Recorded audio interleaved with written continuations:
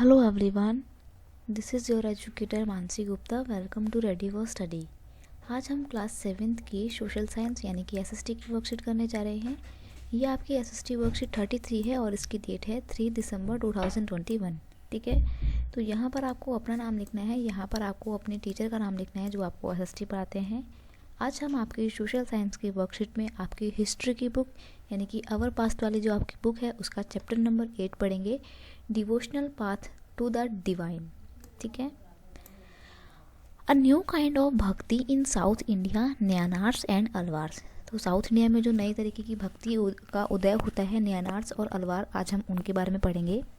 The 17th to 19th century saw the emergence of new religious movement led by the Nayanars and Alvars.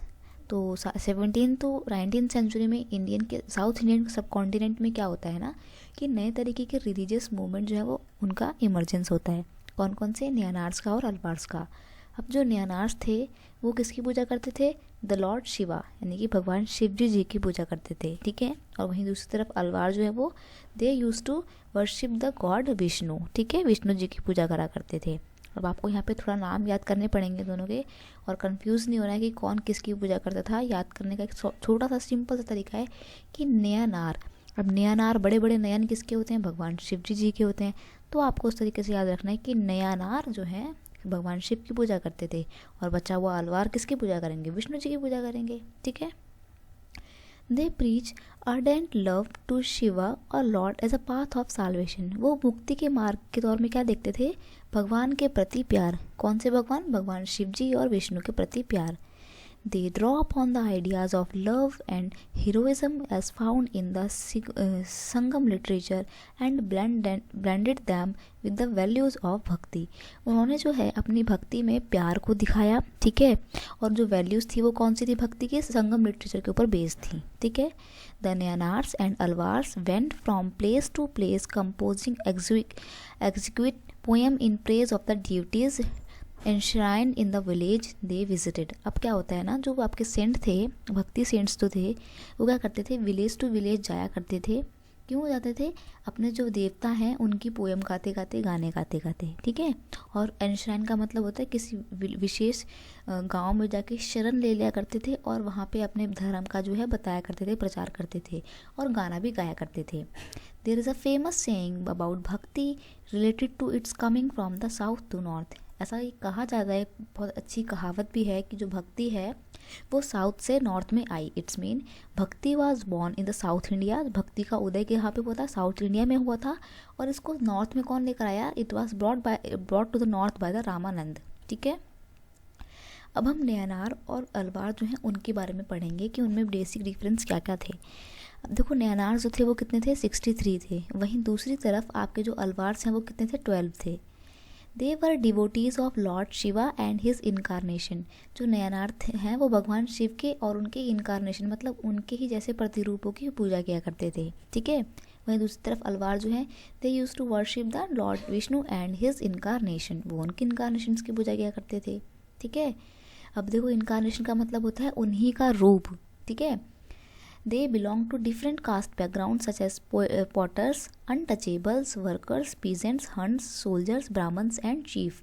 अब देखो, जो नयनार के group में जो लोग शामिल थे वो हर बैकग्राउंड के थे. उसमें हर छोटा से छोटा अनटचेबल इंसान से लेके ब्राह्मण्स तक जो हैं सभी लोग थे. और सेम अलवार में भी था.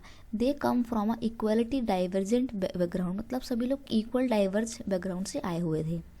The best known among them वर अपार, संबंदर, सुंदरारा एंड मनिकवासगरा. ठीक है. अब देखो, इसमें इनके आपको नाम थोड़े बहुत याद करने पड़ेंगे. बहुत बड़े बड़े नाम है, आई नो, क्योंकि साउथ इंडियन नेम्स हैं, पर थोड़ा बहुत माइंड में रखना आपने.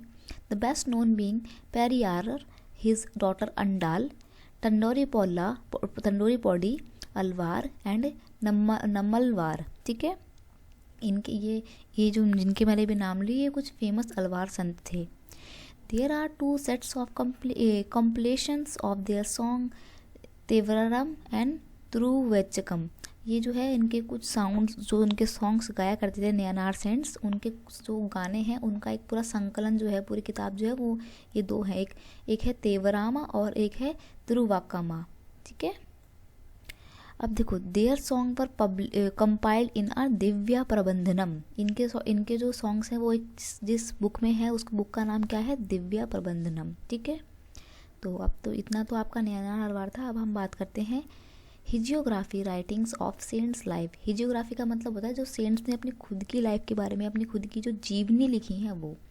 Between the 10th and 12th centuries, the Chola and Pandya king built elaborated temples around the many of shrine visited by the saint poet, strengthening the links between the bhakti relation and temple worship. अब क्या होता है 11 से 12th century में क्या होता है, जो चोला और पांड्य किंग्स थे ना, इन्होंने बहुत अच्छे अच्छे मंदिर बनवाए। कौन से मंदिर, कहाँ पे बनवाए, उन जगहों पे मंदिर बनवाए जहाँ पर ये भक्ति सेंट्स जो हैं अपने गाने गाया करते थे, पोयम बैठ के सुनाया करते थे लोगों को। और उन्होंने मंदिर इसलिए बनाया ताकि उनकी वाह बढ़ाई हो।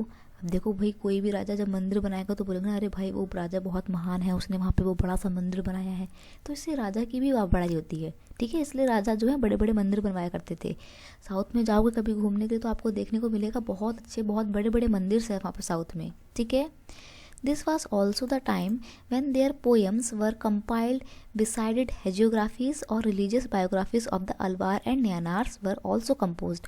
अब देखो नयानार और अलवार के जो भी आपके सेंट्स थे उनकी खुद की हेजियोग्राफीज, उनकी खुद की जीवनियाँ जो है इस टाइम पे जो है कंपाइल की गई थी। Today we use these texts as a resource for writing histories of the bhakti movement. अब अगर हमारे को कभी भी भक्ति मूवमेंट का इतिहास लिखना होता है तो हम इन्हीं भक्ति सेंट्स की जो हिजियोग्राफी है उसको as a raw material, as a source जो है हम इस्तेमाल करते हैं, ठीक है। और उन्हीं सोर्स के बेस पे अपनी हिस्ट्री जो लिखा करते हैं, ठीक है। तो बस ये आपकी वर्कशीट इतनी थी। अब आपको यहाँ पे कुछ क्वेश्चन दिए हुए हैं। पहला अब आप ये एक्टिविटी है, इसमें बेसिकली क्या दिया हुआ ना कि मनिष्क वेसगरा नाम का जो एक बंदा है, उनका भगवान के साथ जो भी रिलेशन था वो पढ़ना है आपको और बताना है कि उनका और उनके भगवान यानी कि उनके डेडीज़ के साथ कैसा रिलेशन था, ठीक है। ये तो आपको अपने पास से खुद करना पड़ेगा। बाकी ट्रू और फॉल्स हम करते हैं। भक्ति was started in South India, तो ये बिल्कुल ट्रू है कि भक्ति जो है वो कहाँ पर शुरू हुई थी, साउथ इंडिया में शुरू हुई थी, तो सही है। गलत तो सही है बिल्कुल, ठीक है। ये इसको मिटो देते हैं, पहले तो हम इसको सिंपल क्रॉस सही का निशान लगा देते हैं कि सही है, ठीक है। तो आप उस लिख दीजिएगा कि it is true. There were 12 Nayanars, क्या सिर्फ 12 ही नयनार्स ग्रुप थे, तो ये गलत है। नयनार्स के तो 63 ग्रुप थे, बल्कि अलवार्स के थे 12 ग्रुप, तो ठीक है। अलवार्स वर डिवोटीज ऑफ विष्णु, तो जो अलवार हैं विष्णु के डिवोटीज थे, विष्णु जी की पूजा करते थे, तो ये बिल्कुल सही है क्योंकि नयनार जो है वो नयन वाले भगवान यानी कि शिव जी की पूजा करते थे और जो अलवार हैं वो विष्णु जी की पूजा किया करते थे। तो बस ये आपकी वर्कशीट इतनी थी। आई होप आपको ये वीडियो अच्छा लगा होगा। अगर आपको ये वीडियो अच्छा लगता है तो प्लीज़ इसे अपने दोस्तों के साथ शेयर कीजिए, वीडियो को लाइक कीजिए और कमेंट करके मुझे भी बताना कि वीडियो कैसा लगा। थोड़ा कष्ट कर लेना, प्लीज़ बता देना, ठीक है। और अगर आप चैनल पर हैं तो सब्सक्राइब करना मत भूलना, ज़्यादा मेहनत नहीं लगती सब्सक्राइब करने में, ठीक है। चलिए मिलते हैं नेक्स्ट वीडियो में नेक्स्ट वर्कशीट के साथ। तब तक के लिए thank you so much, bye bye.